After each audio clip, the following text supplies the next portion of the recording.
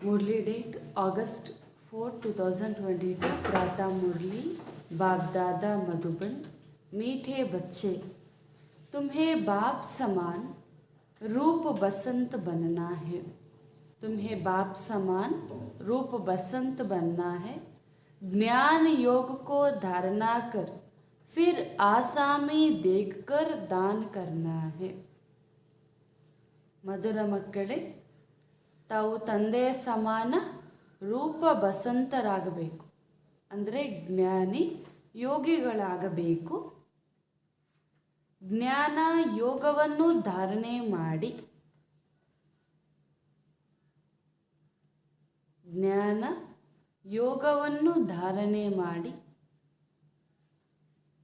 ಪಾತ್ರವನ್ನು ನೋಡಿ ಅಥವಾ ವ್ಯಕ್ತಿಯನ್ನು ನೋಡಿ ದಾನವನ್ನು ಮಾಡಬೇಕು. ತಾವು ತಂದೆಯ ಸಮಾನ ರೂಪ ಬಸಂತರಾಗಬೇಕು, ಅಂದರೆ ಜ್ಞಾನಿ ಯೋಗಿಗಳಾಗಬೇಕು. ಜ್ಞಾನ ಯೋಗವನ್ನು ಧಾರಣೆ ಮಾಡಿ ಆನಂತರ ಪಾತ್ರವನ್ನು ನೋಡಿ ಅಥವಾ ವ್ಯಕ್ತಿಯನ್ನು ನೋಡಿ ದಾನವನ್ನು ಮಾಡಬೇಕು. ಯಾವುದನ್ನು? ಜ್ಞಾನ ರತ್ನಗಳನ್ನು, ವ್ಯಕ್ತಿಗಳನ್ನು ನೋಡಿ ದಾನ ಮಾಡಬೇಕು ಅಂತ ಹೇಳ್ತಿದ್ದಾರೆ ಬಾಬಾ.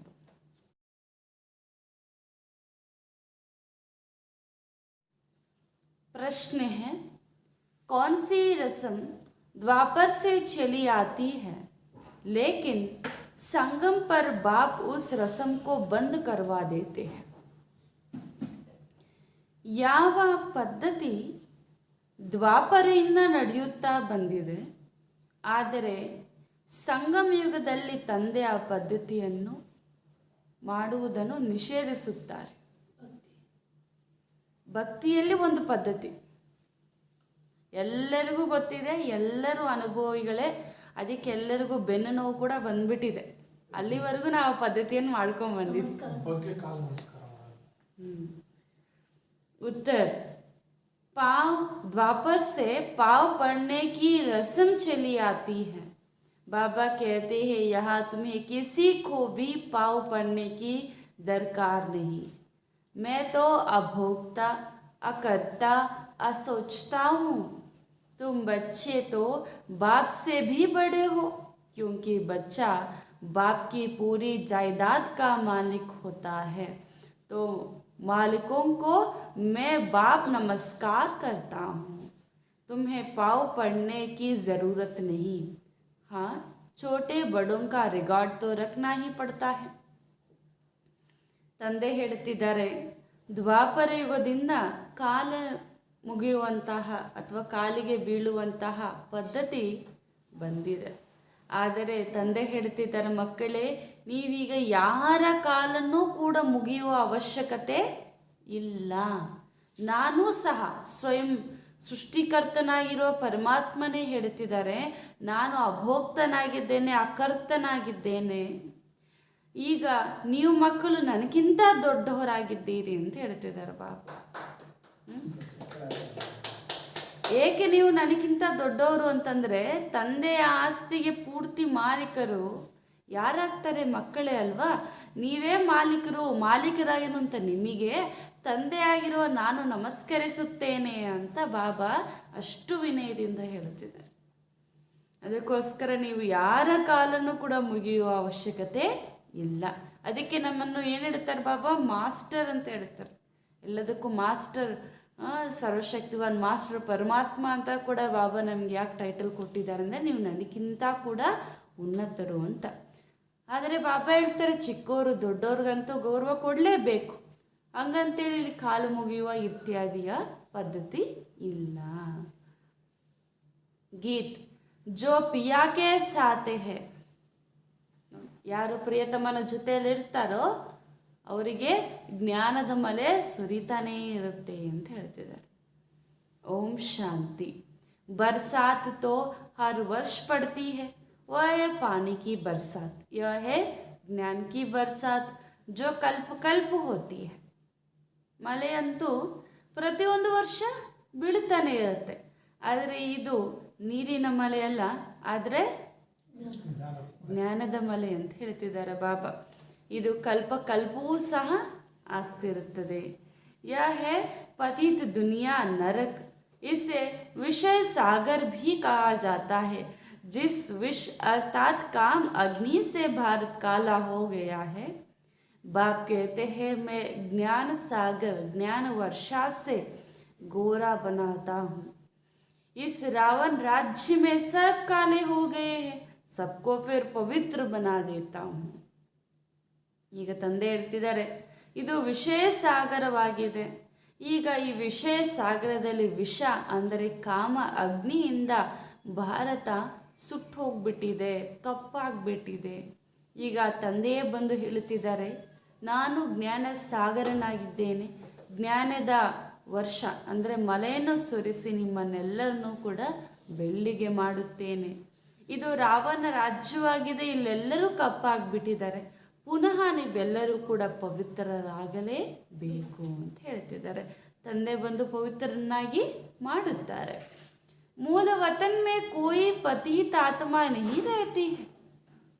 ಮೂಲ ವತನದಲ್ಲಿ ಅಂದರೆ ಪರಮಧಾಮದಲ್ಲಿ ಯಾವುದೇ ಪತೀತ ಆತ್ಮ ಇರುವುದಿಲ್ಲ. ಸತ್ಯುಗ್ ಮೇ ಭೀ ಕೋಯಿ ಪತೀತ ನಹಿ ರಹತೆ ಹೈ, ಅಭಿ ಹೈ ಹಿ ಪತೀತ ದುನಿಯಾ. ಮತ್ತು ಸತ್ಯುಗದಲ್ಲೂ ಕೂಡ ಯಾರೂ ಕೂಡ ಪತೀತರಿರುವುದಿಲ್ಲ. ಆದರೆ ಈ ಸಮಯದಲ್ಲೇ ಪೂರ್ತಿ ಪ್ರಪಂಚನೇ ಪತೀತ ಪ್ರಪಂಚವಾಗಿ ಆಗಿಬಿಟ್ಟಿದೆ ಅಂತ ಹೇಳ್ತಿದ್ದಾರೆ. ತೋ ಸಬ್ಕೆ ಉಪರ್ ಜ್ಞಾನ ವರ್ಷ ಚಾಯಿ. ಸತ್ಯುಗದಲ್ಲೂ ಪಾವನರೇ, ಪರಮಧಾಮದಲ್ಲಿದ್ದಾಗಲೂ ಕೂಡ ಪಾವನರೇ. ಆದರೆ ಈಗ ಪತೀತರಾಗಿರುವಂಥ ಕಾರಣ ಎಲ್ಲರ ಮೇಲೂ ಕೂಡ ಜ್ಞಾನದ ವರ್ಷ ಆಗ್ತಾ ಇದೆ, ಮಳೆ ಸುರಿತಾ ಇದೆ ಅಂತ ಹೇಳ್ತಿದ್ದಾರೆ ಬಾಬಾ. ಅಷ್ಟೇ ಅಲ್ವಾ? ನಾವು ಸ್ವಚ್ಛವಾಗಿದ್ದಾಗ ಮತ್ತೆ ನಾವೇನಾದರೂ ಸ್ವಚ್ಛ ಆಗ್ಲಿಕ್ಕೆ ಪ್ರಯತ್ನ ಪಡ್ತೀವಿ? ಇಲ್ಲ. ಪೂರ್ತಿ ಮಲಿನ ಆದಾಗ ಏನು ಮಾಡ್ತೀವಿ? ಎಲ್ಲಾದರೂ ಸಮುದ್ರನೋ ಅಥವಾ ಎಲ್ಲಾದರೂ ನದಿಯೋ ಹೋಗಿ ಮುಳುಗಿ ಬರ್ತೀವಿ, ಸ್ವಚ್ಛ ಆಗ್ತೀವಿ ಅಂತ. ಆದರೆ ಬಾಬಾ ಹೇಳ್ತಾರೆ ಈಗ ನಿಮ್ಮ ಮೇಲೆ ಜ್ಞಾನದ ಮಲಿನೇ ಸುರಿತಾ ಇದೆ ಅಂತ ಹೇಳ್ತಿದ್ದಾರೆ. ज्ञान वर्षा से ही फिर सारी दुनिया पवित्र बन जाती है. दुनिया यह नहीं जानती कि हम कोई काले पतित हो गए हैं. सतयुग में कोई पतित होता नहीं, सारी दुनिया ही पवित्र है.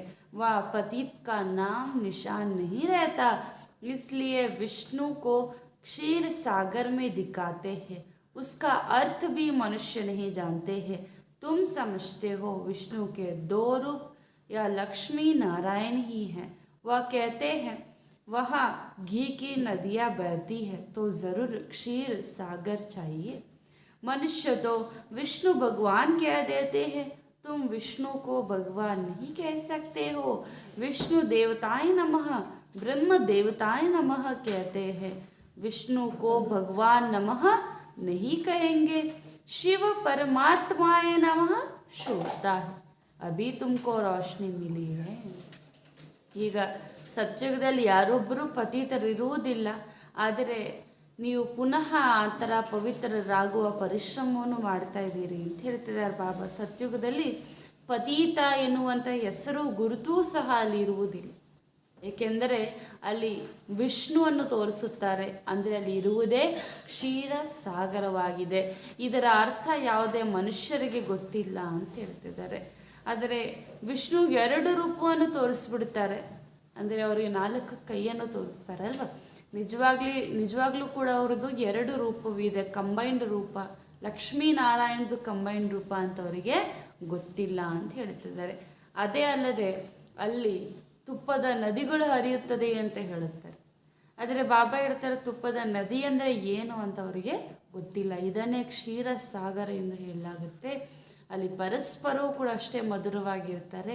ಪ್ರಕೃತಿಯ ಸಹಿತ ಅಲ್ಲಿ ಎಲ್ಲವೂ ಕೂಡ ಸತೋ ಪ್ರಧಾನವಾಗಿರುತ್ತೆ ಅಂತ ಹೇಳ್ತಾರೆ. ವಿಷ್ಣು ಅಲ್ಲಿ ರಾಜ್ಯ ಮಾಡ್ತಾರೆ, ವಿಷ್ಣು ಸತೋ ಪ್ರಧಾನವಾಗಿದ್ದಾರೆ ಅಂತ ಅಂದಮೇಲೆ ಅವರನ್ನು ಭಗವಂತ ಅಂತ ಹೇಳಲಿಕ್ಕೆ ಸಾಧ್ಯನಾ? ಅವರು ಸತೋ ಪ್ರಧಾನ ಆಗಿದ ತಕ್ಷಣ ಅವರೇನು ಭಗವಂತ ಆಗಲಿಕ್ಕೆ ಸಾಧ್ಯ ಇಲ್ಲ. ಅದಕ್ಕೆ ಮಂತ್ರ ಹೇಳುವಾಗ ಕೂಡ ಏನು ಹೇಳುತ್ತಾರೆ? ವಿಷ್ಣು ದೇವತಾಯ ನಮಃ, ಬ್ರಹ್ಮ ದೇವತಾಯ ನಮಃ ಅಂತ ಹೇಳುತ್ತೆ. ಆದರೆ ಕೇವಲ ಶಿವ ಪರಮಾತ್ಮಾಯ ನಮಃ ಅಂತ ಹೇಳ್ತಾರೆ. ಅಂದರೆ ಶಿವನೇ ಪರಮಾತ್ಮ ಅಂತ ಇದು ಮಾತ್ರ ಶೋಭಿಸುತ್ತೆ ಅಂತ ಹೇಳ್ತಿದ್ದಾರೆ. ಈಗ ನಿಮ್ಮಲ್ಲಿ ಎಷ್ಟು ಬೆಳಕು ಬಂದ್ಬಿಟ್ಟಿದೆ ಅಂತ ಹೇಳ್ತಿದ್ದಾರೆ ಬಾಬಾ. ಬೆಳಕು ಅಂದರೆ ಜ್ಞಾನ, ಅರಿವಾಗಿದೆಯಲ್ಲ. ಎಷ್ಟೊಂದು ತಿಳುವಳಿಕೆ ನಮಗೆ ಈ ಸಮಯದಲ್ಲಿ ಬಂದಿದೆ.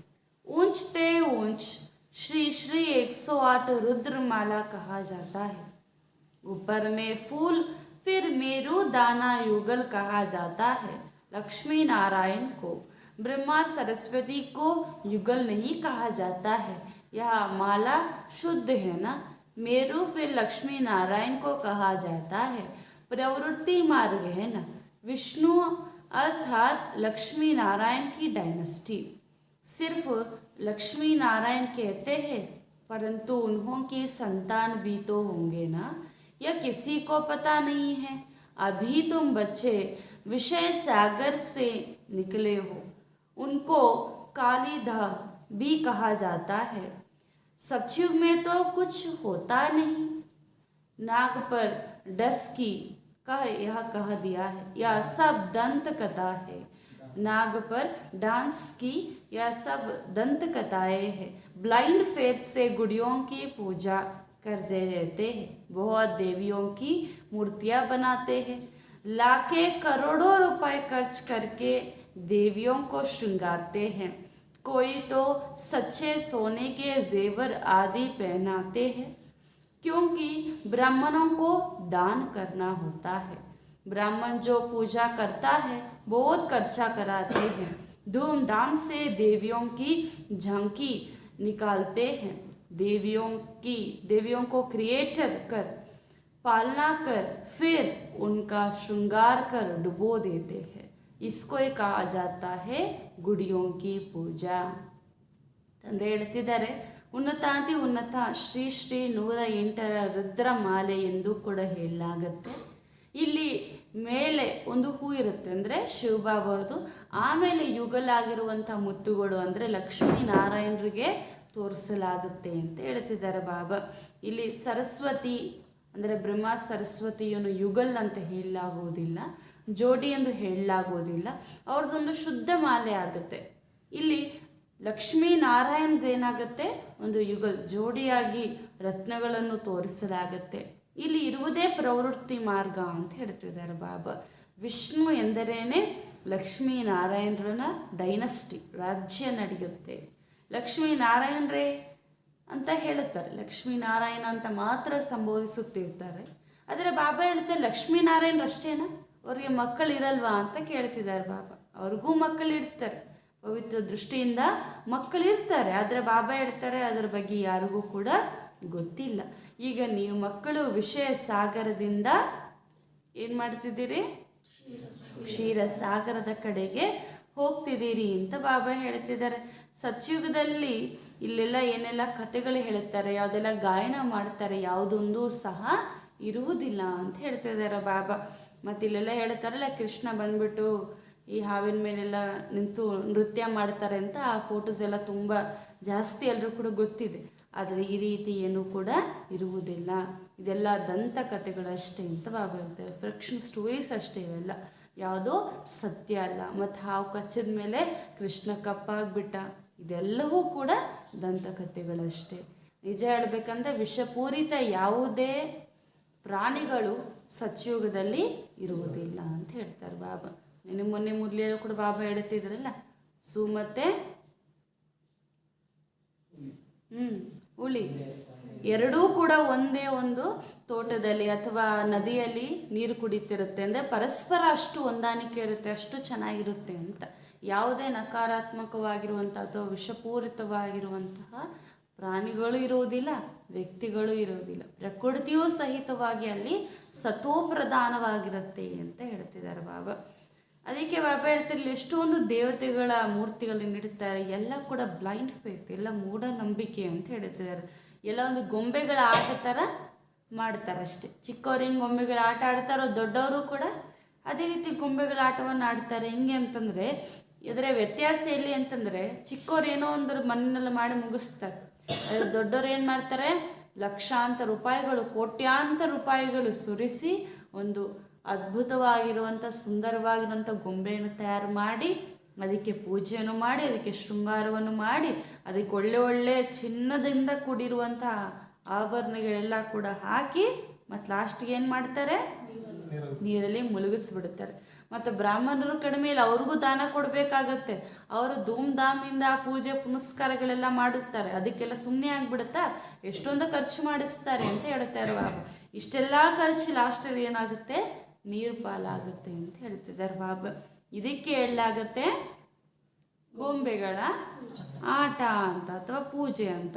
ಬಾಬಾ ಹೇಳ್ತಿದ್ದಾರೆ ಎಷ್ಟೊಂದು ದೇವತೆಯನ್ನು ಕ್ರಿಯೇಟ್ ಮಾಡುತ್ತಾರೆ, ರಚನೆ ಮಾಡುತ್ತಾರೆ, ಪಾಲನೆ ಮಾಡ್ತಾರೆ, ಶೃಂಗಾರ ಮಾಡ್ತಾರೆ, ಲಾಸ್ಟಿಗೆಲ್ಲವೂ ಕೂಡ ಮುಳುಗಿಸಿ ಬಿಡುತ್ತಾರೆ.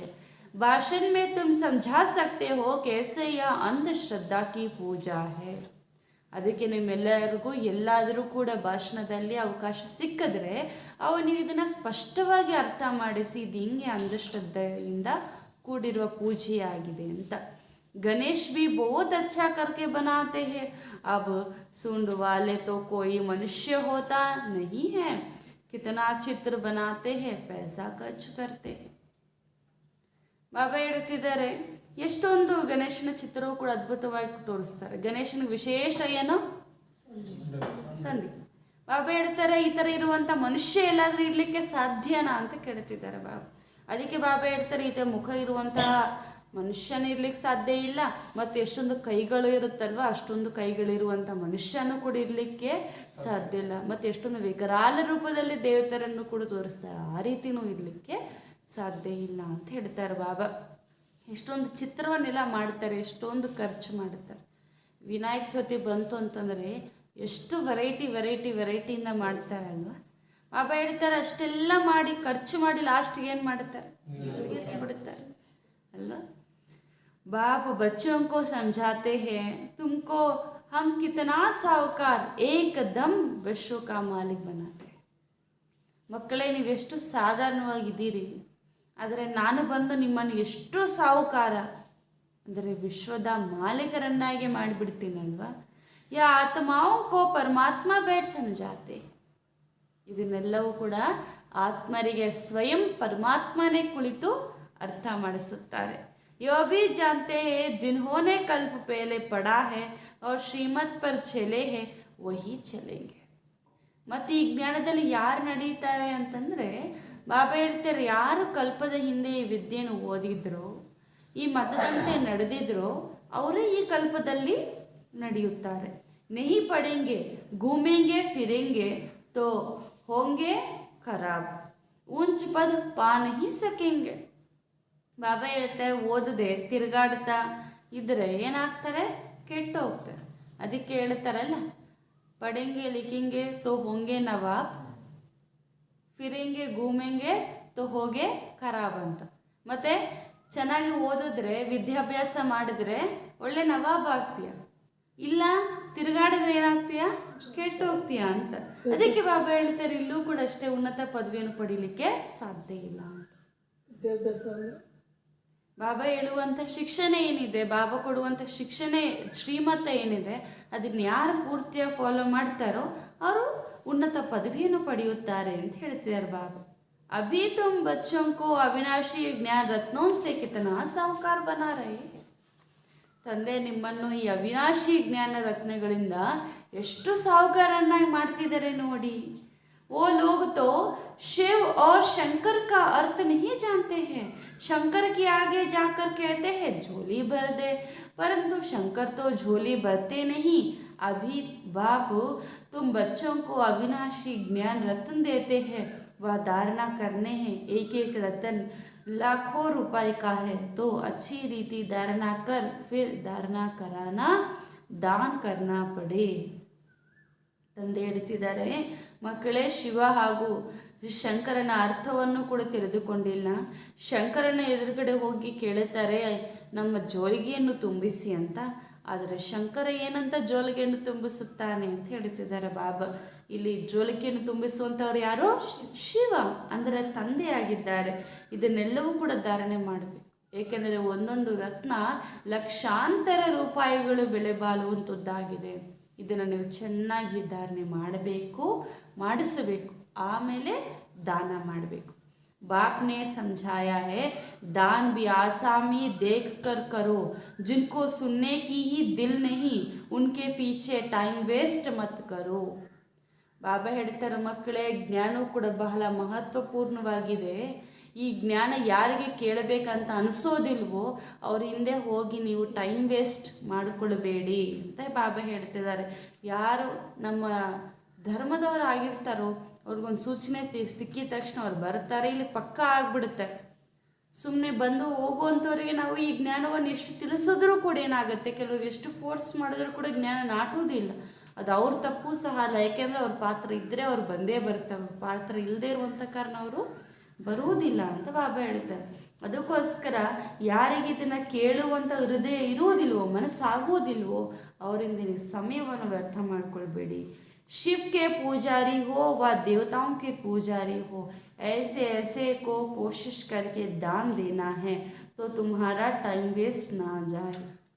ಅದಕ್ಕೆ ಬಾಬಾ ಹೇಳ್ತಿದ್ದಾರೆ, ಭಕ್ತಿಯ ಪರಾಕಾಷ್ಠದಲ್ಲಿ ಯಾರು ತಲುಪಿರ್ತಾರೋ, ಅಂದರೆ ಜಾಸ್ತಿ ಭಕ್ತಿ ಯಾರು ಮಾಡ್ತಿರ್ತಾರೋ, ಅಂದರೆ ಶಿವನ ಪೂಜಾರಿಗಳು ಅಥವಾ ದೇವತೆಯರ ಪೂಜಾರಿಗಳು ಯಾರು ಇರ್ತಾರೋ ಅವ್ರ ಹತ್ರ ಹೋಗಿ ನೀವು ದಾನವನ್ನು ಮಾಡಿ ಜ್ಞಾನವನ್ನು ತಿಳಿಸಿಕೊಡಿ.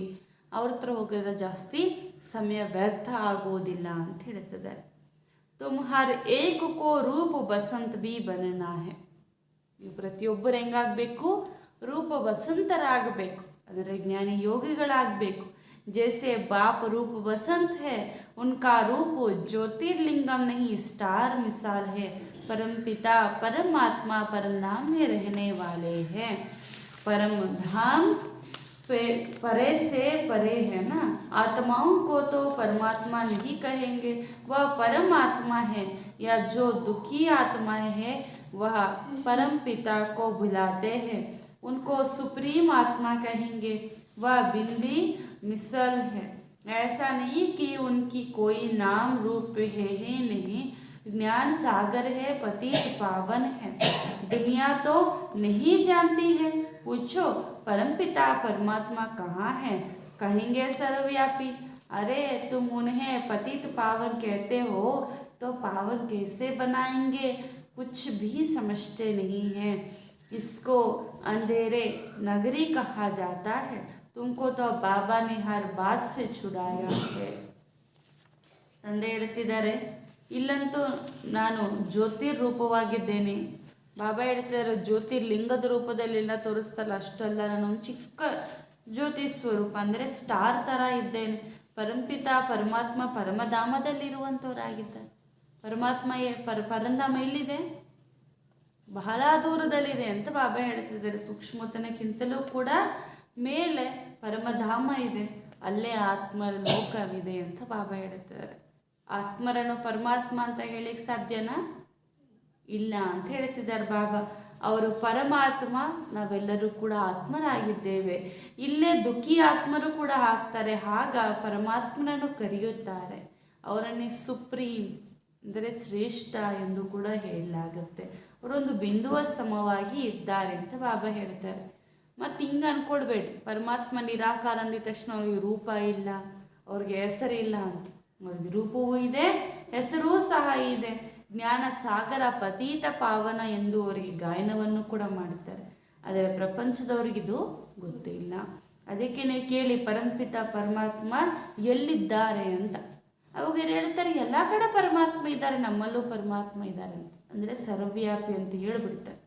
ಅದಕ್ಕೆ ನೀವು ಹೇಳ್ಬೇಕಾದ್ರೆ, ನೀವು ಹೇಳ್ತೀರಲ್ಲ ಪತಿತ ಪಾವನ ಬನ್ನಿ ಅಂತ, ಮತ್ತು ಎಲ್ಲ ಕಡೆ ಪರಮಾತ್ಮ ಇದ್ದರೆ ಅವ್ರು ಬಂದು ನಿಮ್ಮನ್ನು ಹಿಂಗೆ ಪಾವನ ಮಾಡ್ತಾರೆ, ಸ್ವಲ್ಪ ಆದರೂ ತಿಳ್ಕೊಳ್ಳಿ ಅಂತ ನೀವು ಹೇಳಿ. ಇದನ್ನು ಅಂಧಕಾರದ ನಗರಿ, ಊರು, ಅಂಧಕಾರದ ಊರು ಅಂತ ಹೇಳಲಾಗತ್ತೆ ಅಂತ ಹೇಳ್ತಾರೆ ಬಾಬಾ. ಯಾಕೆಂದರೆ ಎಲ್ಲಿ ನೋಡಿದ್ರೂ ಅಲ್ಲಿ ಅಂಧಕಾರನೇ ಇದೆಯಲ್ಲ. तुमको तो बाबा ने हर बात से छुड़ा दिया है. बाबा भोगता करता और सोचता है, कभी भी पाँव पर गिरने नहीं देते हैं. परंतु द्वापर से यह रस्म चली आई है, छोटे बड़ों का रिगार्ड रखते हैं. वास्तव में बच्चा वारिस बनता है बाप की प्रॉपर्टी का. बाप कहते या मालिक है हमारी जायदाद के. मालिक को नमस्ते करते हैं. बल मालिक बाप है, परंतु सच्चा मालिक तो बच्चा बन गया. फिर प्रॉपर्टी का तो तुमको ऐसा थोड़े ही कहेंगे, पाँव पड़ो यह करो. नहीं, बच्चे मिलने आते हैं तो बाबा कहते हैं शिव बाबा को याद करके मिलने आना. आत्मा कहती है हम शिव बाबा की गोद लेता हूँ. मनुष्य इन बातों में मूंझते हैं। शिव बाबा इस ब्रह्मा द्वारा बच्चों को अडॉप्ट करते हैं, तो यह माँ हो गई। तुम समझते हो हम माँ बाप से मिलने आए हैं, याद शिव बाबा को करना है, तो यह फर्स्ट माँ हो गई। वर्षा तुमको शिव बाबा से ही मिलता है, यह भी उनकी याद में रहता है। ತಂದೆ ಹೇಳ್ತಿದ್ದಾರೆ, ನಾನು ಎಲ್ಲದರಿಂದ ನಿಮ್ಮನ್ನು ಬಿಡಿಸ್ಬಿಟ್ಟಿದ್ದೀನಲ್ಲ ಅಂತ ಹೇಳ್ತಿದ್ದಾರೆ ಬಾಬಾ. ಎಲ್ಲ ದುಃಖಗಳಿಂದ, ಎಲ್ಲ ಅಂಧಶ್ರದ್ಧೆಯ ರೀತಿ ಪದ್ಧತಿಗಳಿಂದ. ಬಾಬಾ ಹೇಳ್ತಿದ್ದಾರೆ, ನಾನು ಅಭೋಕ್ತನಾಗಿದ್ದೇನೆ, ಅಕರ್ತನಾಗಿದ್ದೇನೆ, ಅಸೋಚನಾಗಿದ್ದೇನೆ. ಅಂದರೆ ಯಾವುದು ಕೂಡ ನಮ್ಮ ತರಹ ವ್ಯರ್ಥವಾಗಿರುವಂಥ ಚಿಂತನೆ ಅಥವಾ ಯಾವುದು ಕೂಡ ಚಿಂತನೆ ಅವರಿಗೆ ನಡೆಯುವುದಿಲ್ಲ. ಡ್ರಾಮಾನುಸಾರ ಅವರ ಪಾತ್ರವನ್ನು ಮಾಡುತ್ತಾರೆ ಅಂತ ಹೇಳ್ತಿದ್ದಾರೆ ಬಾಬಾ. ಅದಕ್ಕೆ बाबा अभोक्ता, अकर्ता और असोचता है, कभी भी ಪಾವ್ ಪರ್ ಗಿರ್ನೆ नहीं देते. ಎಂದಿಗೂ ಕೂಡ ಮಕ್ಕಳನ್ನು ಕಾಲ ಮೇಲೆ ಬೀಳಿ ಅಂತ ತಂದೆ ಇಲ್ಲಿ ಹೇಳುವುದಿಲ್ಲ ಅಂತ ಹೇಳ್ತಿದ್ದಾರೆ ಬಾಬಾ. ಆದರೆ ದ್ವಾಪರದಿಂದ ಈ ಪದ್ಧತಿ ಅನ್ನೋದು ನಡ್ಕೊಂಡು ಬಂದಿದೆ. ಹಂಗಂತೇಳಿ ಇಲ್ಲಿ ಗೌರವದ ಮಾತಿಲ್ಲ ಅಂತಲ್ಲ. ಚಿಕ್ಕವರು ದೊಡ್ಡವರಿಗೆ ಗೌರವ ಕೊಟ್ಟೇ ಕೊಡ್ತಾರೆ ಅಂತ ಬಾಬಾ ಹೇಳ್ತಾರೆ, ಕೊಳ್ಳೇಬೇಕಾಗಿದೆ. ಆದರೆ ಇಲ್ಲಿ ಏನು ಅಂತಂದರೆ, ಬಲೆ ನಾವು ಶಿವಬಾಬುವ ರಚಯಿತ ಆಗಿರ್ಬೋದು, ನಾವು ರಚನೆ ಆಗಿರ್ಬೋದು, ಆದರೂ ಸಹ ಬಾಬುವರು ಮಾಲೀಕರಾಗಿದ್ದರೂ ಸಹ ನೀವೇ ಮಾಲೀಕರು ಮಕ್ಕಳೇ ನನ್ನ ಆಸ್ತಿಗೆ ಅಂತ ಹೇಳ್ತಾರೆ. ಏಕೆಂದರೆ ತಂದೆ ಎಷ್ಟೇ ಆಸ್ತಿ ಗಳಿಸಿದ್ರು ಕೂಡ ಅದಕ್ಕೆ ಅಧಿಕಾರಿಗಳು ಯಾರಾಗ್ತಾರೆ? ಮಕ್ಕಳೇ ಆಗ್ತಾರಲ್ವಾ. ಅದಕ್ಕೋಸ್ಕರ ಬಾಬಾ ಹೇಳ್ತಾರೆ, ನನ್ನ ಆಸ್ತಿಗೆ ನೀವು ಮಾಲೀಕರಾಗಿರುವಂಥ ಕಾರಣ ನೀವೇ ಅಧಿಕಾರಿಗಳಾಗಿದ್ದೀರಿ. ಮಾಲೀಕರಿಗೆ ನಮಸ್ಕಾರ ಮಾಡಲಾಗುತ್ತಲ್ವ. ಅದಕ್ಕೋಸ್ಕರ ಬಾಬಾ ಹೇಳ್ತಾರೆ, ಇಲ್ಲಿ ಯಾರಿಗೂ ಕೂಡ ನೀವು ನಮಸ್ಕಾರ ಮಾಡುವಂಥ ಅವಶ್ಯಕತೆ ಇಲ್ಲ, ನೀವೇ ಮಾಲೀಕರಾಗಿಬಿಟ್ಟಿದ್ದೀರಿ. ಈಗ ಈ ವಿಷಯವನ್ನು ನಾವೇನಾದರೂ ಹೊರಗಡೆ ತಿಳಿಸಿದ್ರೆ ಅವ್ರು ಕನ್ಫ್ಯೂಸ್ ಆಗ್ತಾರೆ. ಇನ್ನು ನಾವು ಬಾಬಾವ್ರ ಜೊತೆ ಮಿಲನ ಮಾಡ್ತೀವಿ ಅಂದಾಗ ಬಾಬಾ ಹೇಳ್ತಾರೆ, ಮಕ್ಕಳೇ ನೀವು ನನ್ನ ನೆನಪು ಮಾಡಿಕೊಂಡು ಬನ್ನಿ ಅಂತ ಹೇಳುತ್ತೆ. ಮತ್ತು ನಾವು ಕೂಡ ಯಾವ ಭಾವನೆಯಿಂದ ಹೋಗ್ತೀವಿ? ನಾವು ಬಾಬಾವರ ಮಡಿಲಿಗೆ ಹೋಗ್ತೀವಿ ಅಂತ ಖುಷಿಯಿಂದ ಹೋಗ್ತೀವಿ. ಅದೇ ಯಾರ ಹತ್ರ ಗುರು ಹತ್ರ ಹೋಗ್ತೀವಿ ಅಂತ ಹೋಗಿದ ತಕ್ಷಣ ನಾವೇನು ಮಾಡ್ತೀವಿ? ಕಾಲು ಬೀಳ್ತೀವಿ. ಅಯ್ಯೋ ನಮಸ್ಕಾರ ಮಾಡಬೇಕು, ಅವ್ರದ್ದು ಆಶೀರ್ವಾದ ತಗೋಬೇಕಂತಲೇ ನಮ್ಮ ಮನಸ್ಸಿನಲ್ಲಿರುತ್ತೆ. ಆದರೆ ಬಾಬನ ಹತ್ರ ಬಂದಾಗ ನಮಗೇನಿರುತ್ತೆ? ಬಾಬುವರ ಮಡಿಲಿಗೆ ಹೋಗಬೇಕು, ಬಾಬುವರ ಮಡಿಲಿಗೆ ಕೂತ್ಕೋಬೇಕು, ಅವ್ರ ಪ್ರೀತಿಯನ್ನು ಪಡಿಬೇಕು, ಈ ರೀತಿ ಭಾವನೆ ಇರುತ್ತೆ.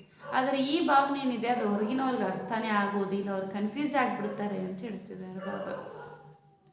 ಶಿವ ಬಾಬಾ ಇಸ್ ಬ್ರಹ್ಮ ದ್ವಾರ ಬಚ್ಚೋಂ ಕೋ ಅಡಾಪ್ಟ್ ಕರ್ತೆ ಹೈ.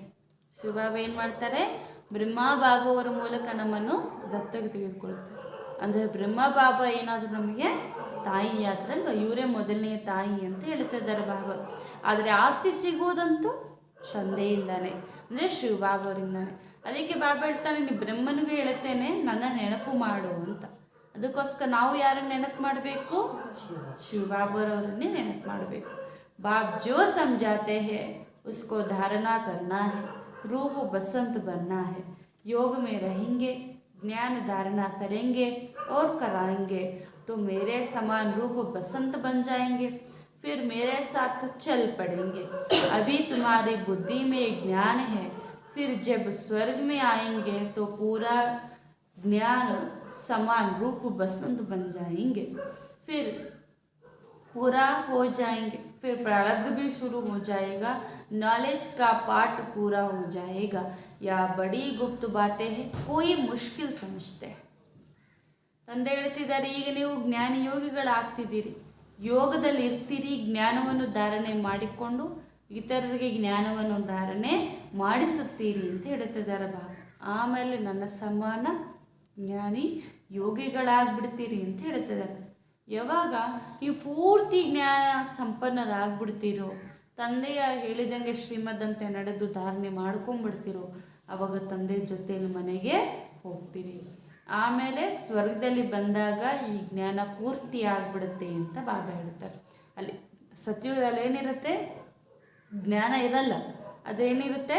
ಪ್ರಾರಬ್ಧ ಇರುತ್ತೆ ಅಂತ ಬಾಬಾ ಹೇಳ್ತಾರೆ. ಯಾಕಂದರೆ ಅಲ್ಲಿಗೆ ಜ್ಞಾನ ಪೂರ್ತಿ ಆಗಿಬಿಟ್ಟಿರುತ್ತೆ. ಈ ಜ್ಞಾನದ ಪಾತ್ರ ಅಂತೂ ಈ ಸಮಯದಲ್ಲಿ ಮಾತ್ರ ನಡೆಯುತ್ತೆ ಅಂತ ಬಾಬಾ ಹೇಳ್ತಿದ್ದಾರೆ. ಮತ್ತು ಆಮೇಲೆ ಮುಂದಿನ ಕಲ್ಪದಲ್ಲಿ ಸಂಗಮಯುಗದಲ್ಲಿ ಮತ್ತು ಈ ಜ್ಞಾನ ಶುರು ಆಗುತ್ತೆ ಅಂತ ಹೇಳ್ತಿದ್ದಾರೆ ಬಾಬಾ. ಯಹ ಬಾತೆ ಬಡೀ ಗುಪ್ತ ಹೈ. ಈ ಮಾತುಗಳೆಲ್ಲ ತುಂಬ ಗುಪ್ತವಾಗಿದೆ, ಇದು ಯಾರ ಬುದ್ಧಿಯಲ್ಲೂ ಕೂಡ ಈಸಿಯಾಗಿ ಕುಳಿತುಕೊಳ್ಳೋದಿಲ್ಲ ಅಂತ ಬಾಬಾ ಹೇಳ್ತಾರೆ. ಬುಡಿಯೋं को भी बाप समझाते हैं कि एक को याद करो, दूसरा ना कोई. तो बाप के पास जाकर फिर कृष्णपुरी में चली जाएगी। है तो यह कंसपुरी, ऐसा नहीं कि कृष्णपुरी में कंस भी था। यह सब दंत कथाएं हैं। कृष्ण की माँ को 8 बच्चे दिखाते हैं। यह तो ग्लानि हो गई। कृष्ण को ठोकरी में डाल जमुना पर ले गए हैं। फिर जमुना नीचे चली गई। वहाँ तो यह बातें होती ही नहीं। अभी तुम बच्चों को रोशनी मिली है। बाप कहते हैं आगे जो कुछ सुना यह सब भूल जाओ। बाप कहते हैं इन यज्ञ तप आदि करने से मेरे से कोई मिल नहीं सकता।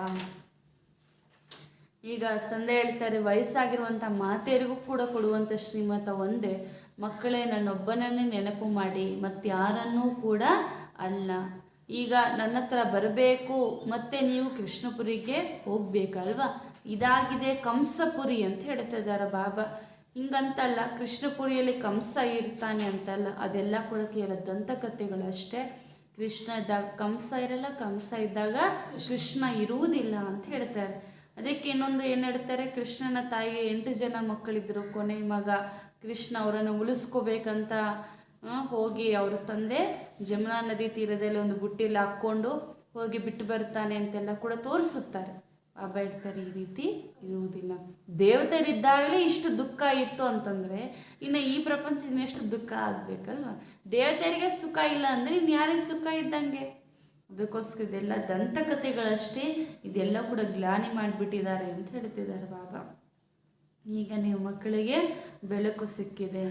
ಬಾಪ್ कहते हैं आगे जो कुछ सुना वैसा भूल जाओ. ಅದಕ್ಕೆ ಮಕ್ಕಳೇ ದಂತಕಥೆಗಳು ಇಲ್ಲಿವರೆಗೆ ಏನೆಲ್ಲ ಕೇಳ್ಕೊಂಡು ಬಂದಿದ್ದೀರಿ ಅದನ್ನೆಲ್ಲ ಈಗ ಏನು ಮಾಡಬೇಕು, ಎಲ್ಲವನ್ನೂ ಮರಿಬೇಕು ಅಂತ ಬಾಬಾ ಹೇಳ್ತಿದ್ದಾರೆ. ಮರಿಬೇಕ ಮರ್ತು ಹೋಗ್ಬಿಟ್ಟಿದ್ದೀರಾ? ಮರ್ತಿದ್ದೀವಲ್ವ. ಇವಾಗ ಯಾರ್ಯಾದ್ರು ಪುರಾಣ ಕೇಳಿದ್ರೆ ಏನು ನೆನಪೇ ಬರುವುದಿಲ್ಲ. ಎಷ್ಟೆಷ್ಟು ಓದಿರ್ತಾರೆ, ಎಷ್ಟೆಷ್ಟು ಅಧ್ಯಯನ ಮಾಡಿರ್ತಾರೆ, ಆದರೆ ಮರ್ತು ಹೋಗ್ಬಿಟ್ಟಿರ್ತಾರೆ. ಯಾಕೆಂದರೆ ಸತ್ಯ ಜ್ಞಾನವನ್ನು ಪಡ್ಕೊಂಡ್ಮೇಲೆ ಅದೆಲ್ಲವೂ ಕೂಡ ದಂತಕಥೆಯಲ್ಲಿ ಮನಸ್ಸಿನ ಮೇಲೆ ನಾವೇ ಮರ್ತು ಹೋಗ್ತೀವಿ ಅಷ್ಟೇ ಆಟೋಮೆಟಿಕ್ಕಾಗಿ. अभी ये सारी दुनिया को आग लगनी है. होलिका मनाते हैं तो आग में फोकी पकाड़ते हैं. तो यह सब आत्मा और शरीर की है. ನೋಡಿ ಬಾಬಾ ಹೇಳ್ತಿದ್ದಾರೆ, ಈಗ ನೀವೆಲ್ಲರೂ ಕೂಡ ಆತ್ಮರು ತಿಳ್ಕೊಂಡ್ಬಿಟ್ಟಿದ್ದೀರಿ. ಇದಾಗಿದೆ ಸತ್ಯ ಜ್ಞಾನ. ಯಜ್ಞ ತಪ ಇತ್ಯಾದಿಗಳಿಂದ ನನ್ನನ್ನು ಯಾರೂ ಕೂಡ ಪಡೆದುಕೊಳ್ಳಲು ಸಾಧ್ಯ ಇಲ್ಲ. ಆತ್ಮ ತಮೋ ಪ್ರಧಾನವಾಗಿಬಿಟ್ಟಿದೆ. ಈಗೆಲ್ಲರ ರೆಕ್ಕೆಗಳು ಮುರಿದು ಹೋಗಿವೆ ಅಂತ ಬಾಬಾ ಹೇಳ್ತಿದ್ದಾರೆ. ಈಗ ಪೂರ್ತಿ ಪ್ರಪಂಚಕ್ಕೆ ಏನಾಗಬೇಕು, ಬೆಂಕಿ ಹತ್ತಲಿದೆ ಅಂತ ಬಾಬಾ ಹೇಳ್ತಿದ್ದಾರೆ. ಹೋಲಿಕಾ ಅಲ್ಲಿ ಕೋಕಿಯನ್ನು ಬೇಯಿಸ್ತಾರೆ, ಆದರೆ ಇದರ ಅರ್ಥ ಅವ್ರಿಗೆ ಗೊತ್ತಿಲ್ಲ. ಈ ಸಮಯದಲ್ಲಿ ನೀವು ತಿಳ್ಕೊಂಡಿದ್ದೀರಿ ಆತ್ಮ ಹಾಗೂ ಶರೀರ ಎರಡೂ ಇದೆ. ಇಲ್ಲಿ ಶರೀರ ಸುಟ್ಟು ಹೋಗುತ್ತೆ, ಆತ್ಮ ಇಲ್ಲಿ ಅಮರವಾಗಿ ಉಳ್ಕೊಳ್ಳುತ್ತೆ ಅಂತ ಹೇಳ್ತಿದ್ದಾರೆ. अभी तुम बच्चे समझ सकते हो सच्चू में इतने मनुष्य इतने धर्म होते नहीं, सिर्फ एक ही आदि सनातन देवी देवता धर्म होता है. ಈಗ ನೀವು ಮಕ್ಕಳು ತಿಳ್ಕೊಂಡಿದ್ದೀರಿ, ಸತ್ಯಯುಗದಲ್ಲಿ ಇಷ್ಟು ಅನೇಕ ಮನುಷ್ಯರು, ಇಷ್ಟು ಧರ್ಮಗಳು ಇರುವುದಿಲ್ಲ. ಅಲ್ಲಿ ಒಂದೇ ಒಂದು ಆದಿ ಸನಾತನ ದೇವಿ ದೇವತಾ ಧರ್ಮವಿರುತ್ತದೆ. बात ही सबसे बड़ा तीर्थ स्थान है. काशी में बहुत जाकर बैठते थे, समझते हैं अभी बस काशीवास करेंगे. जहाँ शिव है वहाँ ही हम शरीर छोड़ेंगे. बहुत साधु लोग जाकर वहाँ बैठते हैं, सारा दिन यही गीत गाते रहते हैं, जय विश्वनाथ गंगा. अब शिव के द्वारा पानी की गंगा तो निकल नहीं सकती है, तो शिव के दर पर मरना पसंद करते हैं. अभी तो तुम प्रैक्टिकल में दर पर हो, कहा भी हो, परंतु शिव बाबा को याद करते रहो. जानते हो शिव बाबा हमारा बाप है, हम उनको याद करते करते उनके पास चले जाएंगे. ನೋಡಿ ಬಾಬಾ ಹೇಳ್ತಿದ್ದಾರೆ, ಈಗ ಮಕ್ಕಳೇ ಇಲ್ಲಿವರೆಗೂ ಕೂಡ ನೀವು ಎಷ್ಟೊಂದು ಸತ್ಯಯುಗದಿಂದ ಹಿಡಿದು ತ್ರೇತಾಯುಗದವರೆಗೂ ಕೂಡ ನೀವೆಷ್ಟೊಂದು ಸುಖವನ್ನು ಅನುಭವಿಸ್ತಾ ಬಂದ್ರಿ. ಆದರೆ ದ್ವಾಪರಯುಗದಲ್ಲಿ ನೀವೆಷ್ಟು ಭಕ್ತಿ ಮಾಡ್ತಾ ಎಷ್ಟು ದುಃಖಿತರಾಗ್ಬಿಟ್ಟಿದ್ರಿ. ಬಾಬಾ ಹೇಳ್ತಿದ್ದಾರೆ ಎಲ್ಲೆಲ್ಲೋ ತೀರ್ಥಸ್ಥಾನಗಳಿಗೆ ಹೋಗಿದ್ರಿ, ಆದರೆ ಭಾರತನೇ ಅತಿ ದೊಡ್ಡ ತೀರ್ಥಸ್ಥಾನವಾಗಿದೆ ಅಂತ ಬಾಬಾ ಹೇಳ್ತಿದ್ದಾರೆ. ಕಾಶಿಗೂ ಕೂತ್ಕೊಳ್ತಾರೆ, ಕಾಶಿನಾಥ ಅಂತ ಹೇಳ್ತಾರೆ. ಆದರೆ ಬಾಬಾ ಹೇಳ್ತಾರೆ, ನೀವು ಈ ಸಮಯದಲ್ಲಿ ಅತಿ ದೊಡ್ಡ ತೀರ್ಥ ಸ್ಥಾನದಲ್ಲೇ ಕುಳಿತಿದ್ದೀರಿ ಅಂತ ಬಾಬಾ ಹೇಳ್ತಿದ್ದಾರೆ. ಇನ್ನು ಅವ್ರೇನು ಹೇಳ್ಕೊಳ್ತಾರೆ, ಕಾಶಿಯಲ್ಲಿ ಶರೀರ ಬಿಟ್ಟರೆ ತುಂಬ ಒಳ್ಳೆಯದು ಅಂತ. ಅದಕ್ಕೆ ಶರೀರ ಎಲ್ಲಾದರೂ ಬಿಟ್ಟರೂ ಕೂಡ ಆ ಬೂದಿಗಳು ಅಸ್ಥಿಗಳು ತಗೊಂಡು ಹೋಗಿ ಕಾಶಿಯಲ್ಲೇ ಬಿಟ್ಟು ಬರುತ್ತಾರೆ. ಯಾಕೆಂದರೆ ಅವರು ಸ್ವರ್ಗಕ್ಕೆ ಹೋಗ್ತಾರಂತೋ, ಪುಣ್ಯ ಬರುತ್ತಂತೋ ಇತ್ಯಾದಿ ಕಲ್ಪನೆ ಅವರಿಗೆ ಇರುತ್ತೆ. ಸಾಧು ಸಂತರು ಕೂಡ ಅಲ್ಲೇ ಕೂತ್ಕೊಳ್ತಾರೆ. ಯಾಕೆ ಅಂದರೆ ಅಲ್ಲೇ ಶರೀರ ಬಿಟ್ಟರೆ ನಮಗೆ ಪುಣ್ಯ ಸಿಗುತ್ತೆ, ಮುಕ್ತಿ ಸಿಗುತ್ತೆ ಅಂತ ಅವ್ರು ಅಂದ್ಕೊಳ್ತಾರೆ. ಅದಕ್ಕೆ ವಿಶ್ವನಾಥ ಗಂಗಾ, ಜೈ ವಿಶ್ವನಾಥ ಗಂಗಾ ಅಂತ ಕೂಡ ಹೇಳ್ತಾ ಇರ್ತಾರೆ. ಪೂರ್ತಿ ದಿನ ಎಲ್ಲ ಕೂಡ ಇದನ್ನೇ ಗಾಯನ ಮಾಡ್ತಾನೇ ಇರ್ತಾರೆ. ಆದರೆ ಬಾಬಾ ಹೇಳ್ತಾರೆ, ಶಿವನು ನೀರಿನ ಗಂಗೆಯಿಂದ ಬರಲಿಕ್ಕೆ ಸಾಧ್ಯ ಇಲ್ಲ, ಆದರೆ ಈ ಸಮಯದಲ್ಲಿ ನೀವು ಬಂದಿರೋದೇ ಶಿವನ ಹತ್ತಿರ ಅಂತ ಬಾಬಾ ಹೇಳ್ತಾರೆ. ಎಲ್ಲರೂ ಕೂಡ ಶಿವನ ಹತ್ತಿರ ಶರ ಬಿಡಲಿ ಇಷ್ಟಪಡ್ತಾರೆ, ಆದರೆ ನೀವು ಬಂದಿರೋದೇ ಶಿವನ ಹತ್ತಿರ. ನೀವು ಎಲ್ಲೇ ಇರಿ, ಶಿವನ ನೆನಪು ಮಾಡಿದ್ರೆ ಸಾಕು ಅಂತ ಬಾಬಾ ಹೇಳ್ತಾರೆ. ತಂದೆ ನಿಮ್ಮ ಜೊತೆಯಲ್ಲೇ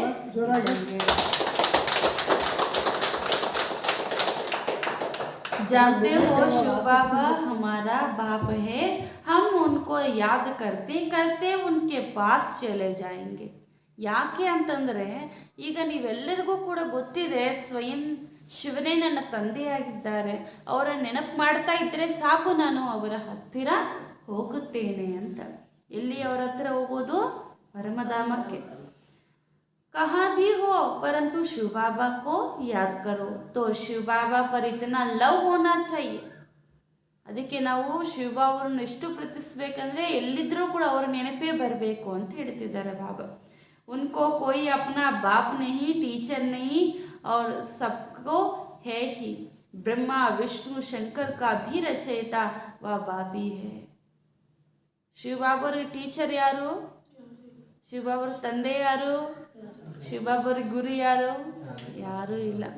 ಅವರೇ ಪರಮ ಶಿಕ್ಷಕ, ಪರಮ ತಂದೆ, ಪರಮ ಸದ್ಗುರು.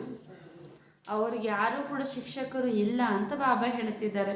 ಬ್ರಹ್ಮ ವಿಷ್ಣು ಶಂಕರರಿಗೂ ಕೂಡ ರಚಯಿತ ಶಿವ ತಂದೆ ಆಗಿದ್ದಾರೆ. ರಚನಾ ಸೇ ರಚನಾ ಕೋ ಬಲ್ ಫಿರ್ ಕೋಯಿ ಭಿ ಹೋ ವರ್ಷಾ ಮಿಲ್ನೇ ಸಕ್ತಾ. ರಚನೆಯಿಂದ ರಚನೆಗೆ ಯಾರಿಗೂ ಕೂಡ ಆಸ್ತಿ ಕೊಡಲಿಕ್ಕೆ ಸಾಧ್ಯ ಇಲ್ಲ. ಸಹೋದರೆಲ್ಲಾದರೂ ಆಸ್ತಿಯನ್ನು ಕೊಡ್ತಾರ?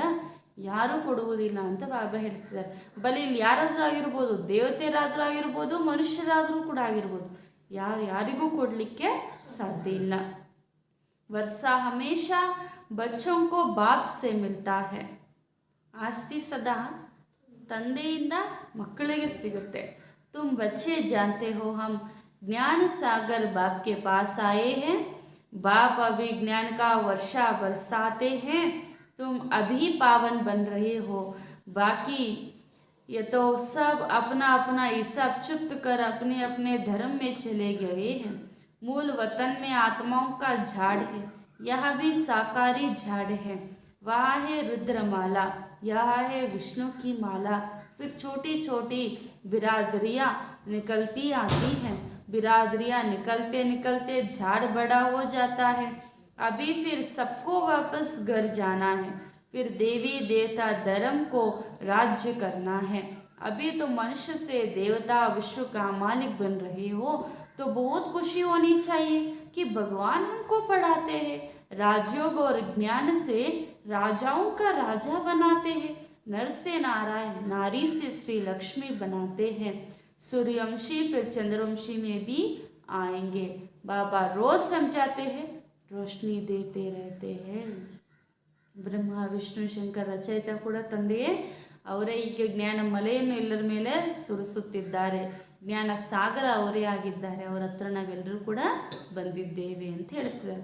ಮತ್ತಿಲ್ಲಿ ಬಾಕಿ ಎಲ್ಲ ಲೆಕ್ಕಾಚಾರವನ್ನು ಸಮಾಪ್ತಿ ಮಾಡಿಕೊಂಡು ತಮ್ಮ ತಮ್ಮ ಧರ್ಮದಲ್ಲಿ ಪುನಃ ಬರ್ತಾರೆ ಅಂತ ಬಾಬಾ ಹೇಳ್ತಾರೆ. ಇಲ್ಲಿ ರುದ್ರಮಾಲೆ ಇದೆ, ವಿಷ್ಣುವಿನ ಮಾಲೆಯೂ ಕೂಡ ಇದೆ, ಚಿಕ್ಕ ಚಿಕ್ಕ ರೆಮ್ಮೆ ಕೊಮ್ಮೆಗಳು ಕೂಡ ಇಲ್ಲಿ ಬರುತ್ತದೆ ಅಂತ ಹೇಳ್ತಿದ್ದಾರೆ. ಇಲ್ಲೆಲ್ಲರೂ ಕೂಡ ಈಗ ವಾಪಸ್ ಮನೆಗೆ ಹೋಗಬೇಕು.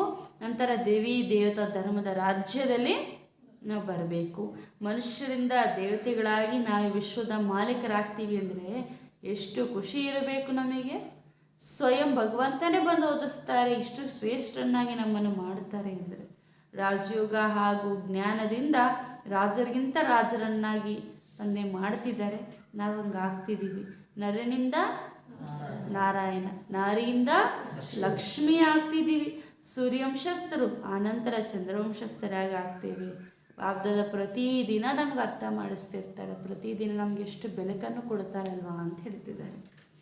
ತುಮ್ बादल सागर के पास आते हो भरने लिए, भरकर फिर जाकर बरसाना है, भरेंगे नहीं तो राजाई पद नहीं पाएंगे, प्रजा में चले जाएंगे, कोशिश कर जितना हो सके बाप को याद करना है. यहाँ तो कोई किसी को याद करते रहते हैं, अतः नाम है. बाप आकर कहते हैं वंदे मातरम, दिखाते भी है द्रौपदी के चरण दबाए. बाबा के पास गुड़िया आती है, सब कुछ इन माताओं के हाथ में दे दिया, माताओं की कमेटी भी बनाई तो उनको ही दे दिया. ನೋಡಿ, ಇದಕ್ಕೆ ಬಾಬಾ ಹೇಳ್ತಾರೆ, ಮಕ್ಕಳೇ ಈ ಸಮಯದಲ್ಲಿ ನೀವೆಲ್ಲರೂ ಕೂಡ ನನ್ನ ಹತ್ರ ಬಂದಿದ್ದೀರಿ. ನೀವು ನನ್ನ ಹತ್ರ ಬಂದ ಮೇಲೆ ತಂದೆ ಈ ಸಮಯದಲ್ಲಿ ಏನು ಮಾಡಿದ್ದಾರೆ, ಮಕ್ಕಳನ್ನು ಎಷ್ಟು ಪ್ರೀತಿಯಿಂದ ನೋಡ್ಕೊಳ್ತಾರಲ್ವಾ.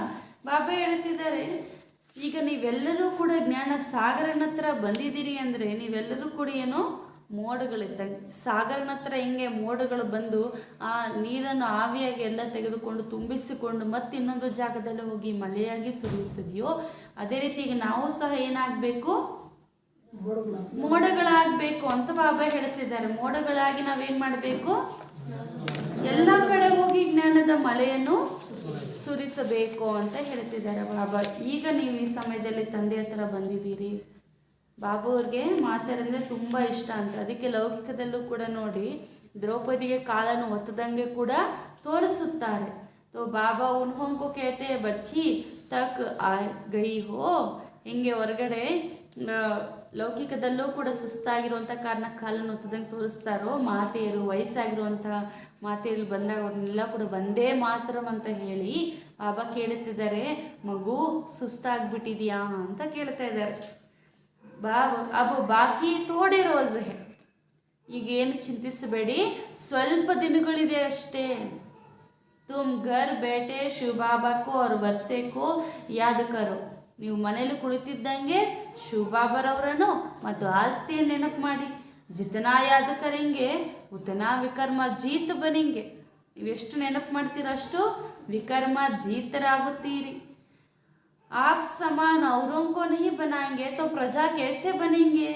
बहुत मेहनत करनी है, धारणा कर फिर औरों को भी आप समान बनाना है. ನಾವು ಮೋಡಗಳಾಗಿಲ್ಲ, ಜ್ಞಾನವು ನಮ್ಮನ್ನು ತುಂಬಿಸ್ಕೊಂಡಿಲ್ಲ ಅಂತಂದರೆ ನಾವು ಉನ್ನತ ಪದವಿಯನ್ನು ಪಡೆಯಲು ಸಾಧ್ಯ ಇಲ್ಲ. ಅನೇಕರನ್ನು ನಮ್ಮ ಸಮಾನ ಮಾಡಿಕೊಂಡಿಲ್ಲ ಅಂದರೆ ಪ್ರಜೆಗಳು ಹೆಂಗೆ ತಯಾರಾಗ್ತಾರೆ ಅಂತ ಕೇಳ್ತಿದ್ದಾರೆ ಬಾಬಾ. ಬಹಳ ಪರಿಶ್ರಮ ಪಡಬೇಕು, ಧಾರಣೆ ಮಾಡಿ ಇತರರನ್ನು ನಿಮ್ಮ ಸಮಾನ ಮಾಡಿಕೊಳ್ಳಬೇಕು ಅಂತ ಹೇಳ್ತಿದ್ದಾರೆ ಬಾಬಾ. ಅಚ್ಚ ಬಾಬಾ ನಮಸ್ತೆ ಹೇಳೋಣ. मीठे मीठे सिखलदे बच्चों प्रति माता पिता बाप दादा का याद प्यार गुड मॉर्निंग. रूहानी बाप की रूहानी बच्चों को नमस्ते.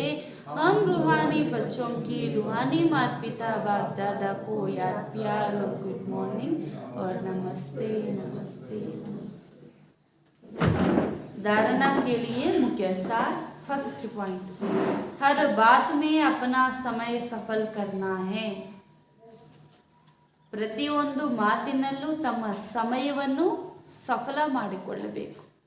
ಪ್ರತಿಯೊಂದು ಮಾತಿನಲ್ಲೂ ತಮ್ಮ ಸಮಯವನ್ನು ಸಫಲ ಮಾಡಿಕೊಳ್ಳಬೇಕು. दान भी आसानी देख कर करना है. जो सुनना नहीं चाहते हैं उनके पीछे टाइम वेस्ट नहीं करना है. ದಾನವನ್ನು ಪಾತ್ರವನ್ನು ನೋಡಿಕೊಡಿ. ದಾನವನ್ನು ಪಾತ್ರವನ್ನು ನೋಡಿಕೊಡಿ. ಕೇಳಲಿಕ್ಕೆ ಯಾರು ಇಷ್ಟಪಡುವುದಿಲ್ಲವೋ ಅವರ ಹಿಂದೆ ಸಮಯವನ್ನು ವ್ಯರ್ಥ ಮಾಡಿಕೊಳ್ಳಬೇಡಿ. ಕೇಳಲಿಕ್ಕೆ ಯಾರು ಇಷ್ಟಪಡೋದಿಲ್ವೋ ಅವರಿಂದ ನೀವು ಸಮಯವನ್ನು ವ್ಯರ್ಥ ಮಾಡಿಕೊಳ್ಳಬೇಡಿ ಅಂತ ಹೇಳ್ತಿದ್ದಾರೆ. ಬಾಪ್ಗೆ और देवताओं के भक्तों को ज्ञान देना है. ತಂದೆಯ ಅಥವಾ ದೇವತರಿಗೆ ಯಾರು ಭಕ್ತರಿರುತ್ತಾರೋ ಅಂಥವರಿಗೆ ಜ್ಞಾನದಾನವನ್ನು ಕೊಡಿ ಅಂತ ಹೇಳ್ತಿದ್ದಾರೆ ಬಾಬಾ. ತಂದೆ ಅಥವಾ ದೇವತೆಯರ ಭಕ್ತರಿಗೆ ಜ್ಞಾನ ದಾನವನ್ನು ಕೊಡಿ ಅಂತ ಹೇಳ್ತಿದ್ದಾರೆ ಬಾಬಾ. ಬಾಬಾ ಹೇಳಿದ್ರಲ್ಲ, ಶಿವನ ಮಂದಿರಗಳಿಗೆ ಹೋಗಿ, ಹಾಗೂ ಯಾರೆಲ್ಲ ದೇವತೆಯರ ಮಂದಿರಕ್ಕೆ ಹೋಗಿ ಅವ್ರ ಪೂಜಾರಿಗಳು ಯಾರು ಇರ್ತಾರೋ ಅವ್ರಿಗೋಗಿ ಜ್ಞಾನದ ದಾನವನ್ನು ಕೊಡಿ ಅಂತ ಬಾಬಾ ಹೇಳಿದ್ರಲ್ಲ. ಅದಕ್ಕೋಸ್ಕರ ಬಾಬಾ ಹೇಳ್ತಾರೆ, ತಂದೆಯ ಅಥವಾ ದೇವತರ ಭಕ್ತರು ಯಾರು ಇರ್ತಾರೋ ಅವ್ರಿಗೆ ಜ್ಞಾನದ ದಾನವನ್ನು ಕೊಡಿ. ಪ್ರತಿಯೊಂದು ಮಾತಿನಲ್ಲೂ ಸಮಯವನ್ನು ಸಫಲ ಮಾಡಿಕೊಳ್ಳಬೇಕು. ದಾನವೂ ಕೂಡ ಪಾತ್ರವನ್ನು ನೋಡಿ ಮಾಡಬೇಕು. ಯಾರು ಕೇಳಲಿಕ್ಕೆ ಇಷ್ಟಪಡುವುದಿಲ್ಲವೋ ಅವರ ಹಿಂದೆ ಸಮಯವನ್ನು ವ್ಯರ್ಥ ಮಾಡಿಕೊಳ್ಳಬಾರದು. ತಂದೆ ಅಥವಾ ದೇವತೆಯರ ಭಕ್ತರು ಯಾರು ಇರುತ್ತಾರೋ ಅವರಿಗೆ ಹೋಗಿ ಜ್ಞಾನದ ದಾನವನ್ನು ಕೊಡಿ. सेकंड पॉइंट, अविनाशी ज्ञान रत्नों को धारणा कर साहूकार बनना है. ಅವಿನಾಶಿ ಜ್ಞಾನ ರತ್ನಗಳನ್ನು ಧಾರಣೆ ಮಾಡಿ ಸಾಹುಕಾರ ಆಗಬೇಕು. ಅವಿನಾಶಿ ಜ್ಞಾನ ರತ್ನಗಳನ್ನು ಧಾರಣೆ ಮಾಡಿ ಸಾಹುಕಾರ ಆಗಬೇಕು. ಪಢಾಯಿ ಜರೂರ್ ಪढ़नी है. ವಿದ್ಯೆ ಓದಲೇಬೇಕಾಗಿದೆ. एक रतन लाखों रुपए का है, इसलिए इसे धारण करना और कराना है. ಒಂದೊಂದು ರತ್ನವೂ ಸಹ ಲಕ್ಷಾಂತರ ರೂಪಾಯಿಗಳು ಬೆಲೆ ಬಾಳುವುದಾಗಿದೆ. ಆದ್ದರಿಂದ ಇದನ್ನು ಧಾರಣೆ ಮಾಡಬೇಕು ಹಾಗೂ ಮಾಡಿಸಬೇಕು.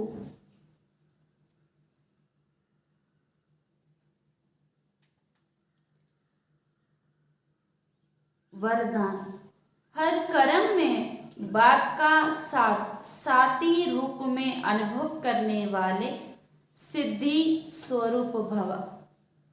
हर कर्म में बाप का साथ साथी रूप में अनुभव करने वाले ಸಿದ್ಧಿ ಸ್ವರೂಪ ಭವ. ಪ್ರತಿಯೊಂದು ಕರ್ಮದಲ್ಲಿ ತಂದೆಯ ಜೊತೆ ಸಂಗಾತಿಯ ರೂಪದಲ್ಲಿ ಅಥವಾ ಜೊತೆಗಾರನ ರೂಪದಲ್ಲಿ ಅನುಭವ ಮಾಡುವಂತಹ, ಜೊತೆಗಾರನಾಗಿ ಅನುಭವ ಮಾಡುವಂತಹ ಸಿದ್ಧಿ ಸ್ವರೂಪ ಭವ. ಪ್ರತಿಯೊಂದು ಕರ್ಮದಲ್ಲಿ ತಂದೆಯ ಜೊತೆಗಾರನಾಗಿ ಅಥವಾ ಸಂಗಾತಿಯ ರೂಪದಲ್ಲಿ ಅನುಭವ ಮಾಡುವಂತಹ ಸಿದ್ಧಿ ಸ್ವರೂಪ ಭವ. स्पष्टीकरण, सबसे सहज और निरंतर याद का साधन है सदा बाप के साथ का अनुभव हो. साथ की अनुभूति याद करने की मेहनत से छुड़ा देती है. जब साथ है तो याद रहेगी ही, लेकिन ऐसा साथ नहीं कि सिर्फ साथ में बैठा है, लेकिन साथी अर्थात मददगार है. साथ वाला कभी भूल भी सकता है, लेकिन साथी नहीं भूलता. साथ वाला कभी भूल भी सकता है, लेकिन साथी नहीं भूलता. तो हर कर्म में बाप ऐसा साथी है जो मुश्किल को भी सहज करने वाला है. ऐसे साथी के साथ का सदा अनुभव होता रहे तो सिद्धि स्वरूप बन जाएंगे. ಎಲ್ಲದಕ್ಕಿಂತ ಸಹಜ ಹಾಗೂ ನಿರಂತರ ನೆನಪಿನ ಸಾಧನ ಸದಾ ತಂದೆಯನ್ನು ಜೊತೆಯಲ್ಲಿ ಇಟ್ಟುಕೊಂಡಿರುವ ಅನುಭವವನ್ನು ಮಾಡುವುದು. ಜೊತೆಯಲ್ಲಿರುವ ಅನುಭವ ಇದ್ದರೆ ಪರಿಶ್ರಮದಿಂದ ನೀವು ಬಿಡುಗಡೆ ಆಗಿಬಿಡ್ತೀರಿ ಅಂತ ಬಾಬಾ ಹೇಳ್ತಾರೆ. ಆ ಜೊತೆ ಅನುಭವ ಏನು ಮಾಡುತ್ತಾ, ನೆನಪು ಪರಿಶ್ರಮವನ್ನು ನಮಗೆ ಅನುಭವನೇ ಮಾಡಿಸೋದಿಲ್ಲ, ಅದರಿಂದ ನಾವು ಬಿಡುಗಡೆ ಆಗಿಬಿಡ್ತೀವಿ. ಯಾವಾಗ ಜೊತೆಯಲ್ಲಿ ಇರ್ತೀವೋ ಆಗ ನೆನಪು ಇರುತ್ತೆ. ಸದಾ ಜೊತೆಯಲ್ಲಿ ಇದ್ದಾಗ ನಾವೇನಾಗ್ತೀವಿ, ತಂದೆಯ ಸಹಯೋಗ ಕೂಡ ನಮಗೆ ಸದಾ ಸಿಗ್ತಿರುತ್ತದೆ. ಇಲ್ಲಿ ತಂದೆ ಸದಾ ಜೊತೆಯಲ್ಲಿರ್ತಾರೆ, ಸದಾ ನಮಗೆ ಸಹಯೋಗವನ್ನು ನೀಡ್ತಿರ್ತಾರೆ ಅಂತ ಬಾಬಾ ಹೇಳ್ತಿದ್ದಾರೆ. ಜೊತೆಯಲ್ಲಿರುವಂಥವರು ನಮ್ಮ ತಂದೆಯನ್ನು ಎಂದೂ ಕೂಡ ನಾವು ಮರೆಯಲು ಸಾಧ್ಯವೇ ಇಲ್ಲ ಅಂತ ಬಾಬಾ ಹೇಳ್ತಾರೆ. ತಂದೆ ಪ್ರತಿಯೊಂದು ಕಾರ್ಯವನ್ನು ಕೂಡ, ಕಷ್ಟವನ್ನು ಕೂಡ ಸಹಜ ಮಾಡಿಬಿಡ್ತಾರೆ. ಇಂಥವರ ಜೊತೆ ಸದಾ ಅನುಭವ ಮಾಡ್ತಿರ್ಬೇಕು, ಅವಾಗ ಸಿದ್ಧಿ ಸ್ವರೂಪರು ತಾವು ಆಗ್ತೀರಿ. स्लोगन, विशेष आत्मा बनना है तो विशेषता को ही देखो और विशेषता का ही वर्णन करो. ವಿಶೇಷ ಆತ್ಮರಾಗಬೇಕೆಂದರೆ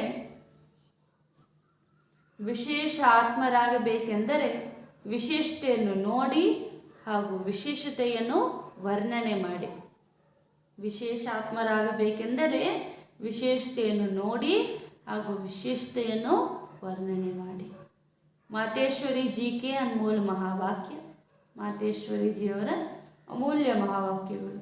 हम जो भी कुछ इस नज़र से देखते हैं जानते हैं अब कलयुग का भी अंत है और सतयुगी दैवी दुनिया की स्थापना हो रही है. हमारी नज़रों में यह कलयुगी दुनिया खत्म हुई पड़ी है. जैसे गीता में भगवान के महावाक्य है, बच्चे या जो गुरु गोसाई आदि देखते हो यह सब मरे ही पड़े हैं. वैसे हम समझते हैं इतने सारे जो मनुष्य संप्रदाय हैं वो सब आयरन एज तक पहुंच चुके हैं.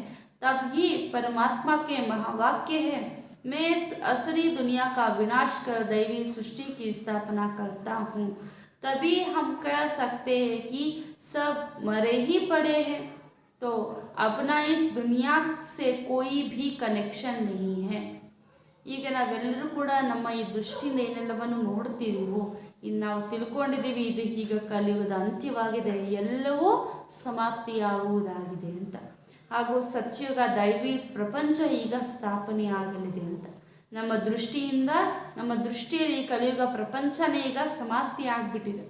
ಹಿಂಗೆ ಗೀತಾಯಲ್ಲಿ ಭಗವಂತ ಹೇಳ್ತಾರಲ್ಲ, ಮಕ್ಕಳೇ ಇಲ್ಲಿ ಯಾವ ಗುರು ಗೋಸಾಯಿಗಳು ಇತ್ಯಾದಿ ಇದ್ದಾರೋ, ಯಾರನ್ನೆಲ್ಲ ನೋಡ್ತಿದ್ದೀರೋ ಎಲ್ಲರೂ ಕೂಡ ಸತ್ತು ಹೋಗಿರುವಂಥವರು ಅಂತ ಹೇಳಲಾಗುತ್ತೆ. ಅಂದರೆ ನಮ್ಮ ಪಾಲಿಗೆ ಏನಾಯ್ತು, ಪ್ರಪಂಚ ಸತ್ತು ಹೋದಂಗೆ. ಈಗ ಮನುಷ್ಯರ ಸಂಪ್ರದಾಯಸ್ಥರು ಎಲ್ಲರೂ ಕೂಡ ಇದ್ದಾರೆ, ಎಲ್ಲರೂ ಕೂಡ ಐರನ್ ಏಜ್ ಅಂದರೆ ಕಬ್ಬಿನ ಯುಗದವರು ಕೂಡ ಬಂದು ತಲುಪಿದ್ದಾರೆ. ಅಂದರೆ ಪೂರ್ತಿ ಪತಿತರಾಗಿಬಿಟ್ಟಿದ್ದಾರೆ. ಅದಕ್ಕೋಸ್ಕರ ಈಗ ಪರಮಾತ್ಮನ ಮಹಾವಾಕ್ಯವಿದೆ, ನಾನು ಈ ಅಸಲಿ ಪ್ರಪಂಚವನ್ನು ವಿನಾಶ ಮಾಡಿ ದೈವಿ ಸೃಷ್ಟಿಯನ್ನು ಸ್ಥಾಪನೆ ಮಾಡುತ್ತೇನೆ. ಅಭಿ ಹಮ್ ಕಹ ಸಕ್ತೆ ಕಿ ಸಬ್ ಮರೆ ಪಡೆ. ಆಗಲೇ ತಾನೇ ನಾವು ಹೇಳ್ತೀವಿ ಎಲ್ಲರೂ ಕೂಡ ಸತ್ತು ಹೋಗಿದ್ದಾರೆ ಅಂತ. ನಾವು ಹೆಂಗೆ ಸತ್ತು ಹೋಗಿದ್ದೀವಿ ಅಂದರೆ ನಮ್ಮ ಪಾಲಿಗೆ ಹಳೆ ಪ್ರಪಂಚ, ಹಳೆಯ ಈ ವ್ಯವಹಾರಗಳು ಎಲ್ಲ ಸಂಸ್ಕಾರ ಏನಾಗಿದೆ, ಸತ್ತು ಹೋಗಿದೆ. ನಮಗೆ ಪ್ರಪಂಚಕ್ಕೆ ಯಾವುದೇ ಕನೆಕ್ಷನೇ ಇಲ್ಲ ಅಂತ ನಾವು ಹೇಳ್ತೀವಿ.